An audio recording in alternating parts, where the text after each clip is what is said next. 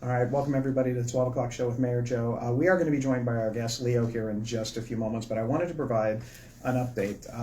About a week ago, we were sitting here on the show and having a good time and kind of talking about the Tomato Festival and all the things that were going on there. And then Thursday happened. Thursday was, and again, the word is overused, but it's the only one to describe it, unprecedented amount of rain in and around Reynoldsburg. So I'm going to give as much of an update as I can on where we're at in terms of federal and state assistance and some other things. And then we'll bring in Leo and kind of transition to an even more fun topic, cancer. So we're going to start off with state and federal things. So federal officials from FEMA were in Reynoldsburg yesterday, and they were doing their evaluations. And this is combined with the work that was done Friday and throughout the weekend with the Franklin County Emergency Management Association and others.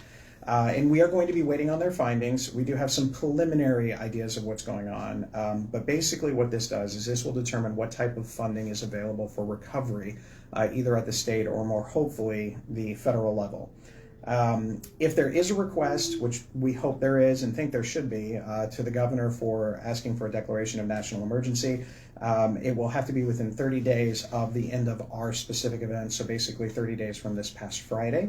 At that point in time, it moves through the various channels to go to the federal level, where ultimately the president will have to sign off on this declaration. There are a number of requirements that have to be hit for this, including the definition of what is a major damage, minor damage, or basically condemned or just destroyed home. And we have hit a lot of benchmarks with all of those things. That process is still ongoing. So if you're out there and you are watching, or you know someone that is in the area that might not be watching yet, even if your house was not assessed, it is still part of the process. So we know from just basically walking through the area, we can see where the water lines were and things of that nature. And in a lot of houses, it was 18 inches over basically the ground floor. So it was very high in a lot of places. We are hearing roughly that it was a 500-year flood event based on the information that we're getting right now. And again, that stuff will continue to evolve over the next couple of days. Basically, where we're moving forward for right now is we did have a study that was completed with FEMA about a year and a half ago, where they provided a couple of different options. So this is something that we have been working on long before this particular flood came about. The options that were provided at the time, and to various degrees they could or could not be implemented, a flood wall. That one was cost prohibitive, and all it would do is basically narrow the focus of the water as it entered the Reynoldsburg community, and then basically turn it into a fire hydrant at the end of it. And it was also not guaranteed to actually do anything, because basically if you start to narrow it, the water may not necessarily get completely involved and over the banks, because they'd have these flood walls in store, but what it would do is it basically take that water and condense it into an area where you would have a much more forceful water flow. It's also incredibly cost prohibitive at a roughly $10,000 per square foot, which would be beyond compensation for any of the other things. Another option was turning Civic Park completely into a retention pond. That would be it. There would not be any other services or amenities or anything else out there as well. And that also would not guarantee that anything would happen based on where the water would flow from. So the only solution that was available to eliminate the possibility of actual repetitive flooding was property mitigation and acquisition. So basically the city, with FEMA's help, would come in and provide a fair market value offer for those homes, and those homeowners that would want to participate would then sell their homes to FEMA, and through the government they would be demolished, and then the area would be turned to kind of a natural floodway for those that wanted to participate. We met with, at the time, residents that lived in the three courts as well as White Butterfly, and got their information about if they were or were not interested, and then the rest of it was waiting upon whether or not the federal government would offer the grant. They missed their initial window by about 6 months, and when they did make it available, there was significantly more information required than what had been previously asked on. So we are continuing to work that process in hopes of the next flood grant option. In the meantime, the smaller solutions are very simple. We are already going to be working at stormwater improvements in the area as well, kind of opening up the inlets and things of that nature. But that's for your typical rainfalls. The rainfalls that we experienced at this point in time in Reynoldsburg around was about between 3 and 4 inches of rain, 3.5 to 4 inches of rain. But it was also the rain that was impacting north of us, specifically in New Albany, all the way down. And as the water flowed to it, there was just nowhere else to go, because our ground was already saturated in the first place. So it was unfortunately a perfect storm of everything all at the same time. What I will say for this is we've actually seen the best and the worst of humanity since the flooding last week. I'd like to give a big shout out to Joe Miller, who's kind of been coalescing and kind of gathering everybody around with everything out there. He and I had a chance to speak briefly last Friday, but I've not been able to get back out there because I'm trying to get all this other stuff organized, which I'll get into in a minute. The Red Cross and other relief organizations, the Reynoldsburg Community Church for being basically one of a few places that offered to be kind of like headquarters of everything for relief efforts. Quest Gaming, Vix, and I think Caribou Coffee was added to it today with Ice Pizza and Quest Gaming just also kind of marshaling and getting people involved in everything, and we're very appreciative of that help. Residents in general from all the way throughout Reynoldsburg and beyond that have come and helped out, clean out a lot of things. To give you an idea, Local Waste gave me a report about 20 minutes ago that they have removed 85 tons of debris from the area. And this is primarily through white butterfly, nocturne, roundelay, and things of that nature. So that's 85 tons worth of debris that's out there, and there's still more to go. Today is trash day in that part of the area of Reynoldsburg, so hopefully you're keeping your cars off the street and things of that nature. And for your volunteers, hopefully you're parking a little bit far enough away so everybody can get in and out of there.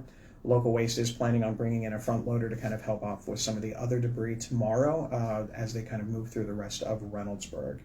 But we've also seen a little bit of the worst of things. We have seen scam artists already descend in our community. Some of them are on Facebook pages and, offering quick fixes and things of that nature. We've seen contractors who said that they're authorized to be here and they're working with FEMA or they're working with the city. They are not, and we are working to get as much information out about how to spot a potential scam artist or someone that's actually just coming in to collect a quick dollar without actually cleaning up your homes and things of that nature. So that will be out there as well. And then we've also had, oddly enough, of people that just seem to be completely unaware. We've had a few calls where we had people complaining about why certain residents haven't cut their grass yet. And they were upset that code enforcement had not been out in the last couple of days. And they were upset that some of the storm debris had not been picked up yet. Obviously, since Friday, everything that the city has as far as resources has been kind of focused in on remediation, cleanup, and removal of everything that they possibly could have in that area. So there's a lot of things going on with that. But when it comes down to it, if you have suffered any damage from flooding in that area or throughout the city of Reynoldsburg, you do need to email us with pictures, videos, descriptions, anything you can at floodinfo@reynoldsburg.gov. That's on our website, Facebook page, all that fun stuff. We need to have that in there so when the federal government is evaluating whether or not we will or will not receive any kind of financial resources, then at that point in time, that shows us that we have that much more evidence for it. If we are granted this, there will be a command center that will be established by FEMA in Reynoldsburg, and we'll have more information if and when that happens. But this is where they would actually meet with every single homeowner, and they will meet with every single homeowner individually to go through whatever those next steps are, whether you live in the floodway or if you lived out of the floodway but suffered flood damage. One resident actually called and asked when was their area designated a flood zone, and their particular house was actually designated in the floodway most recently in 2008, but originally in 1978. So that is why there's such repetitive flooding in this area. If this area had been completely clear and just an open space right now, a lot of the homes in that area would not have been allowed to have been built by current standards. Those standards didn't go into place until after the subdivision was established. So with that, I'm going to ask if there are any questions that have popped up so far about the flooding. No. Okay. If there are, as we kind of go through the show or after the fact, obviously we'll come back on, but I do want to direct you to our webpage as well as Facebook to make sure you get the most information out of there about what's coming on. And so now we're going to turn to a slightly different, we'll just go different. We're going to go with a different subject. Leo, if you want to come on and join me real quick. Everyone at home, I hope you're yelling, Leo, because that's what we do. Leo, thank you for being here. I appreciate it. Sorry that we had to kind of preempt you a little bit to talk about some of the flooding stuff. Yeah. But first of all, tell me, because you're with the an American Cancer Society Cancer Action Network. So tell me exactly what that is. Yeah, so we are the nonprofit, nonpartisan policy advocacy arm of the American Cancer Society. So what we do is essentially advocate for public policies that reduce the cancer burden for everyone. That seems like a really no-brainer. Not necessarily a partisan issue with that. Now, you specifically, you've been there for a number of years, correct? Yes. What exactly do you do? Are you the person that basically goes to all the legislators and say, hey, give me this, that, and the other? Yeah, so I've been with ACS CAN for just over 5 years. In those 5 years, I've been the Ohio Government Relations Director. I actually just received a promotion, second week into a new job. I'm now a Regional Government Relations Director. So we'll continue doing all my work in Ohio, but we'll also be working with our teams in Minnesota and Iowa moving forward. That was an interesting mix, Minnesota and Iowa and Ohio. Did they want to like skip a couple of states in between, or is that no, not necessarily. I won't be spending the same amount of time in those states doing the same thing. I'll be more working on strategies with those teams and helping them be effective in their states. So I'll do most of that work virtually. Okay, that sounds all right. I just found it was an interesting kind of like I was expecting you to say Michigan, Pennsylvania, Kentucky, or something. We have 10 states in the Midwest team, so at least we're all part of the Midwest. Yeah. All right. But yeah, specifically for Ohio, I do a lot of government relations work at every level of government, but mostly at the state level is my primary focus. So I spend a lot of time at the State House working with our state elected officials. But essentially my job is to either get them to pass a public policy that reduces the cancer burden in some way, or to stop them from passing a policy that will either hinder the ability for someone to fight the disease or have an impact that might make the incidence rate worse in Ohio. So you can imagine that kind of runs the gamut of different things. Yeah. Sometimes I'm focused on the state budget, which will probably be my main focus at the beginning of next year. Other times I'm focused on specific bills that might increase cancer screenings or decrease the cost of access to cancer screenings. Sometimes it's focused on tobacco, knowing that tobacco has a direct correlation with cancer. I read that. Right. We look for opportunities to pass proven evidence-based policies around tobacco control that we have seen work. Unfortunately, there is a big influence on big tobacco lobbyists, especially in Ohio, and so that work you would think would be easy, and it is certainly not.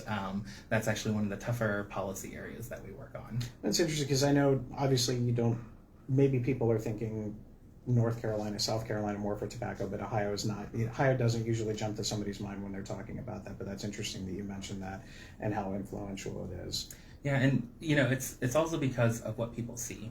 And right now, people are really seeing the influence that tobacco products are having on our kids. Yeah. And so whenever something becomes relevant, it's usually because it's impacting kids, right? Yeah. And so that continues to stay on our legislators' minds.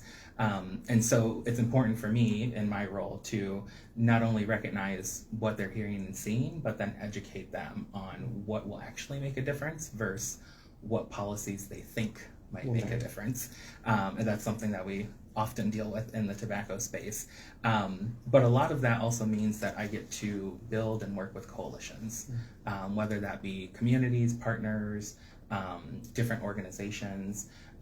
That aspect of my work is really meaningful because a lot of times when we work on something that's specific to cancer, it also has a positive impact on other disease areas. Well, I mean, cancer, I mean, let's just be honest, cancer sucks in any forms. And while some types of cancer have become more manageable, I guess would probably be the way to describe it. And certainly there's a number of them that have been more survivable. It is still an issue that is out there. And so the advocacy for prevention purposes is always a good thing to go through. So that is a huge benefit. Absolutely. So for the residents out there, what do they need to know about, other than just kind of like what you said, like the guts of everything, what do they need to know about the network and what they can do to help? Yeah, absolutely. So I think what's important to know is that we need your help. So we are a grassroots organization, and we have a really impressive volunteer base that have become advocates over the 25 years that we've been doing this work. And specifically in Ohio, we have a really awesome team of volunteers and advocates that work really hard to pass these policies. However, we need more help, right? This is not easy work by any means. And we look for opportunities to help people utilize their voice to make those effective public policy changes. And so sometimes that means sharing your personal story, whether you have fought cancer or a relative has fought cancer and you were a caregiver. Other times it's just because you care. right? And you just want to be part of the fight that we do. So I would encourage you to check out fightcancer.org/Ohio. You can see he's done this before. We have all of our information about the work we do in Ohio there, as well as opportunities to sign up to share your story or to sign up to become an advocate. We put out action alerts when Congress is in session and when the state legislature is in session to make it really easy for you to contact your elected officials. So we make it easy, one, to find who your elected official is, and then two, to contact them. We also have every year a Cancer Action Day where we bring around 90 to 100 advocates to the State House and spend the day talking to lawmakers. What's really cool about that program is that whether you're a first-time advocate or you've been there for years, you go through the same training. We make sure everyone feels comfortable before we send them off to talking to legislators. When it comes to thinking about Ohio specifically and our community here, we have estimated that this year alone, 2026, that over 74,000 Ohioans will be diagnosed with cancer and over 24,500 Ohioans will die from the disease. And so that just makes it so much more important to continue working on these issues. Well, I mean, we all know, just looking at the recent news with Dolly Parton passing away from cancer, and a very quick thing. So, I mean, it's there. It affects everybody. It doesn't care. Right. It doesn't care about any of the other stuff that's out there. Yeah, which is also why our organization is nonpartisan, right? Cancer doesn't care what political party you belong to. No. So we work with everyone on both sides of the aisle to make sure that these policies stay in the minds of elected officials. And I'll check my notes so I don't get this wrong. But we did some polling recently, specifically in Ohio, and found that 77% of likely voters in Ohio indicate that it's extremely or very important that federal government should prioritize strong and consistent funding for cancer research, prevention, and detection programs. So it's good to see that Ohio is not only looking at itself, right, but then also connecting with what the federal government can do. Some of the funding that we advocate for at the federal level comes down to the states, and then therefore come down to Reynoldsburg and other communities in different ways. Well, you mentioned one issue, tobacco, but are there other issues that you advocate for at the State House other than just specifically the tobacco region? Yeah, absolutely. So a lot of our policy issues focus on access to care. Right now, we are working on our biomarker bill. This is our third session that we're working on this bill, and we've gotten close in the past. So I'm really hoping we can get this done. But biomarker testing is a way for a doctor who has a cancer patient that they are trying to determine the best treatment option to see exactly what their cancer is living off of. So everyone has biomarkers inside of them, and a biomarker test can utilize either a biospecimen or like a blood sample, something like that, to say which biomarkers you have.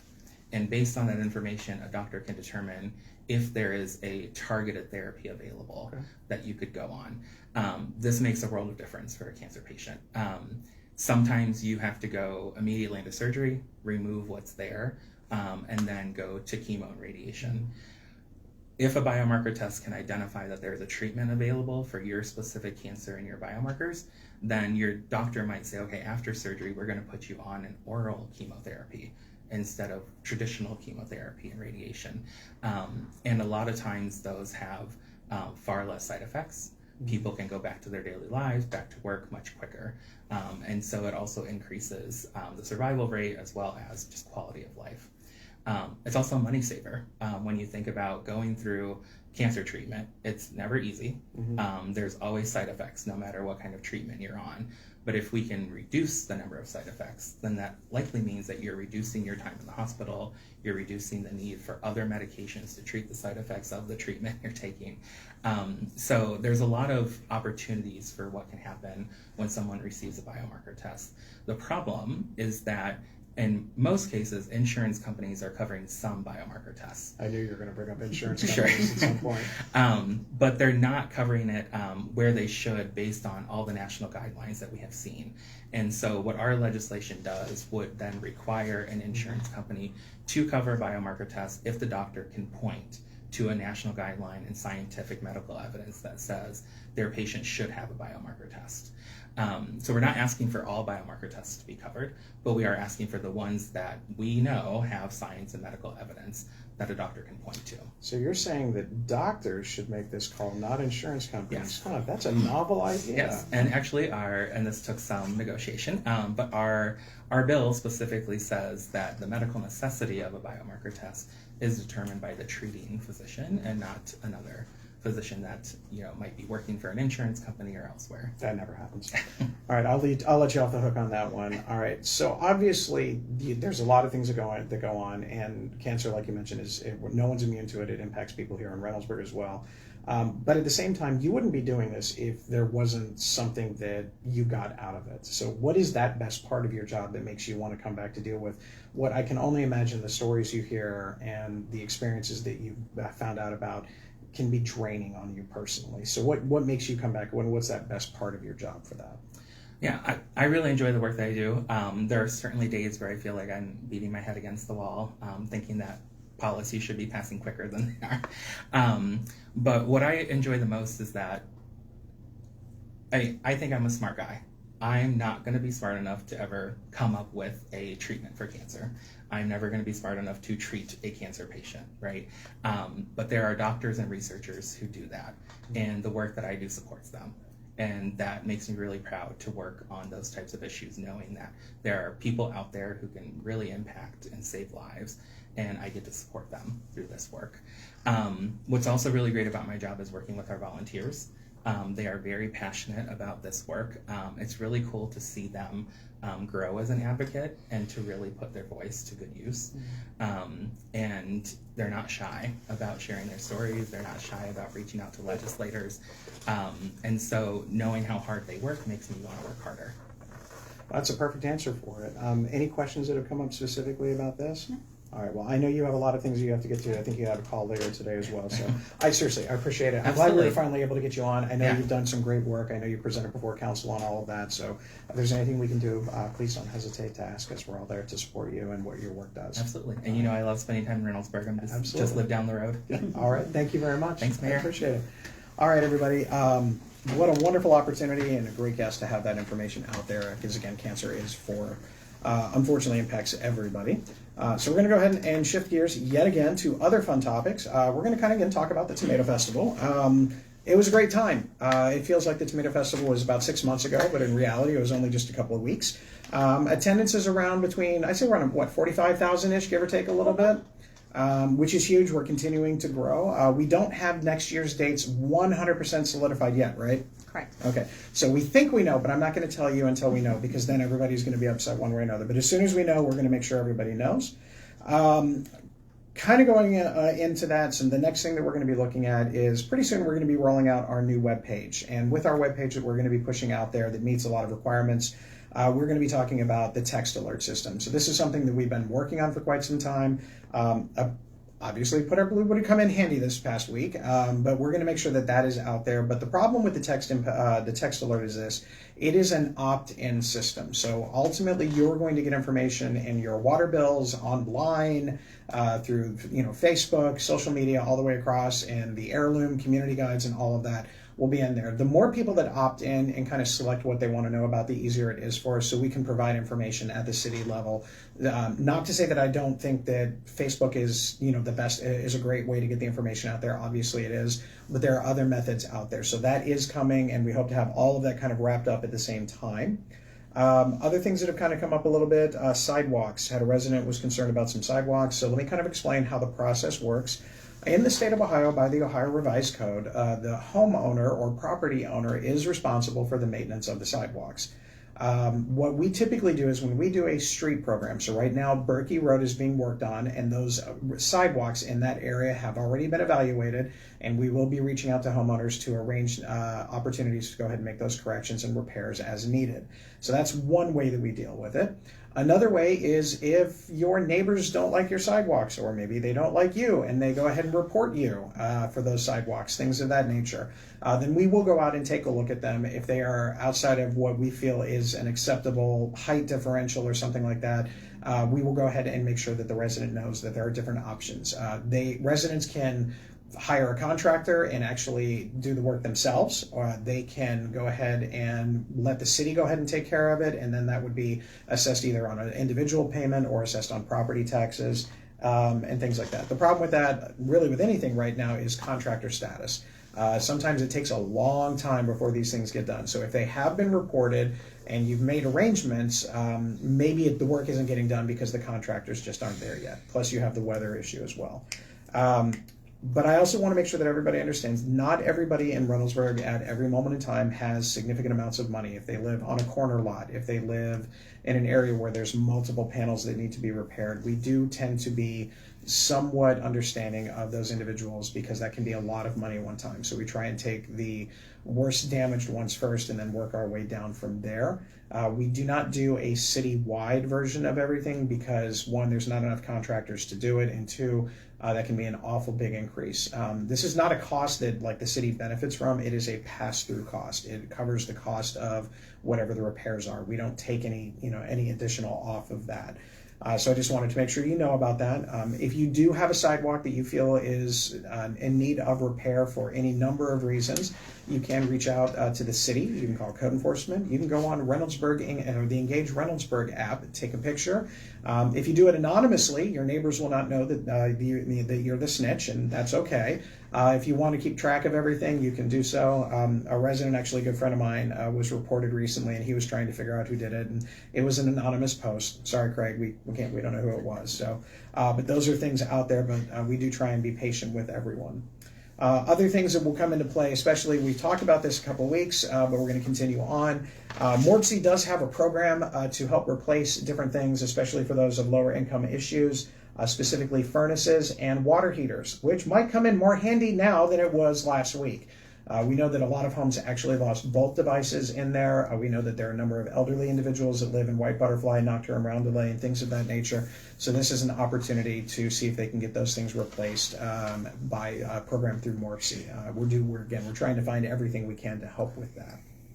Any questions, comments? We've had a couple questions come in. Okay. It says, what's being built over by Burlington? There are two new builds across from each other. Yep, those are not in Reynoldsburg, but I think I know which ones there are going to go there. We believe Dunkin' Donuts is on the side with the Spirit Halloween store that is now open. And then the other one on the other side, I believe, is going to be a Chipotle. All right. And then it says, where can we get a copy of Reynoldsburg Emergency Management Plan? Steps to take in a natural disaster context for organizations. So we do have some things on that. Most of it is cobbled together through the email or through the Facebook, or not Facebook, through the website. Okay. And then this one says, so we have 30 days until we find out if we get any assistance from FEMA. How do we get... At most. I would assume that, I'm betting that we're going to find out before that, but yeah. It says, how do we get zoned as a flood zone so we can buy flood insurance? So that is something that's actually done through the EPA. They will actually go out and do that. The most recent one was done in 2008, but I think there has been an update through it there. It just depends on whatever criteria they have. They will most likely be reviewing this particular area given the damage from this particular storm, and they will find a way to make any adjustments if need be. We can request it, but it's one of those things where that's kind of an EPA version of everything. That's it for right now. All right. Did want to give a shout out in two ways because we had two major events in the last couple of weeks. We had a power outage, and then we also had the flooding. Huge shout out to the Truro Township and West Licking Fire Departments. Truro Township especially, they were on site. They were breaking out the boats, and they were taking people out by boat in the areas that were hardest hit. And they were out there. I talked with Chief Brian on a number of occasions. We had conversations while everything was going on. His team was on top of it, and they did a phenomenal job getting people to where they needed to be and making sure that we didn't wait until it was too late or till an event had already passed where we said, oh, gee, we should have done this first. So it was incredibly proactive. So again, huge shout out to the Truro Township Fire Department. I know West Licking had their own versions of things happening out in West Licking, so I appreciate their help as well. Also want to share a big shout out to the Reynoldsburg Police Department. The rains weren't actually happening, but the floodwaters were raising on a consistent basis. And so what we ended up having to do is we had to end up shutting roads down. We had to divert traffic. We had to do all of these particular different things. And not only did RPD go out and do that, they also tried to put up other signs and let people know where things were going and how to divert traffic and all of that. And so I do appreciate all of their effort with it as well, considering their building was in threat of flood. Our building was in threat of flood as well, but they went out and did what they needed to do to help the residents. So thank you all the way across. If you want to show some appreciation, at least for the fire department stuff, you might be able to take a trip out on Saturday, September 12th, to the Fire Marshal Festival just down the road at the Fire Academy. It's from 10 a.m. to 3 p.m. They're going to have some demonstrations, exhibitions, challenges, and a lot of plain fun. And I'm betting you that if there's anything to do with a water rescue, our teams will kill it because we've had the most recent training. So we've got that going on for us. All right, updates on road construction. We'll start with Wagner Road Phase 2. If you had noticed, Columbia Gas hasn't been out on site yet. They should be soon. So that's it. That's all I got to say about that one. They should be out there. The goal is to try and start on some of the work after the Labor Day weekend. We are in constant conversation with Columbia Gas. We actually had a conversation this morning, so hopefully we'll have a definitive date on whether they will be out there, because everywhere that our teams need to work, also Columbia Gas does, so we have to figure out a schedule to make sure that they can go their work in one area while we can go in another, and then trade off at some point in time. With that, we also have the Summit Road work. Summit Road work will begin probably sometime in the next 10 days. This would be a water line routing, basically just south of the Summit Elementary, and that should begin in the not too distant future. We do know that our street program has started. Berkey is under construction. The other roads will probably start sometime next week or the week after Labor Day. We're just trying to get a schedule for that, but obviously with some of the other things going on, our attention has been drawn elsewhere. We also want to remind everybody that starting in September, towards the end of September, anything east of Wagner Road, as far as fire hydrants, are going to be cleaned up and tested. So that's going to start September 21st on. So keep in mind that if you see a fire hydrant shooting water out there, that's on purpose. We're also looking at the Bryce Road realignment. We had some good feedback from some people. We're going to try and get some online information out there, hopefully, for some feedback, but that project is moving forward as well. And probably, I don't want to call it the best news, but the nicest news, the work that is being done on Taylor Road by the warehouses that are out there right now is scheduled to be complete by the end of this week. They should be paving in the next couple of days, and then it will be back open as if nothing ever happened. So that's coming up at that point in time. So that's a lot of road work stuff, but we will get you more information on the street program as soon as we get more information on when it's going to start. But I can tell you, all of the paving, except for Berkey, has to be done by the middle of October. That is part of the contract. They've got to get it done, and we're not worried about that happening. They're going to go ahead and take care of that stuff. Any questions about streets or anything like that? All right. Other programs coming up, I just want to remind you, Adult Prom is just under a month away. It's September 19th from 6 to 9 p.m. in Eastside. This actually helps support our scholarship fund for children here that are trying to participate in Parks and Rec's programming. Get a great opportunity to get all dressed up or not, and then go to Eastside Brewery and enjoy a couple of beverages and some food at Smashburger, and then have a good time listening to some music that is probably older. Well, everybody watching this is probably going to enjoy the music that's played. I'll just go with that. I'm not sure what my demographics are for those in the teenage years and all of that. They should watch it, but I'm honest, they're not.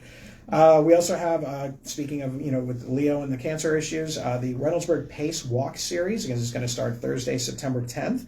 And they're going to have a walking series at Huber Park on the 10th, 17th, and 24th from 6 to 7:30 p.m. at Huber Park. You get a free t-shirt for showing up, and it'll give you some ideas on how to live the best life you can if you're dealing with cancer, or if you're finding ways to prevent and not deal with cancer. They will have those as well. We also have our Heroes for Heroes 5K on Sunday, September 13th at Civic Park. That's always a fun one. We haven't lost a staff member in the woods yet, but we did come close one time. But it's a great opportunity to come out, and you can do a 5K, or you can do the obstacle version of a 5K. It's a lot of fun out there. My wife and I have been volunteering that for a number of years. It's a great opportunity, again, in remembrance of those that lost their lives on September 11th and those first responders that ran into the danger, while the rest of us, unfortunately, were paralyzed, if you remember that day. With that, let's see, I think there's the next one. I've got my next Mayor's Walk and Talk on September 10th at Retton and Stouter. So we'll start there and kind of do a loop on Retton and Stouter and talk about anything and everything that's going on in Reynoldsburg.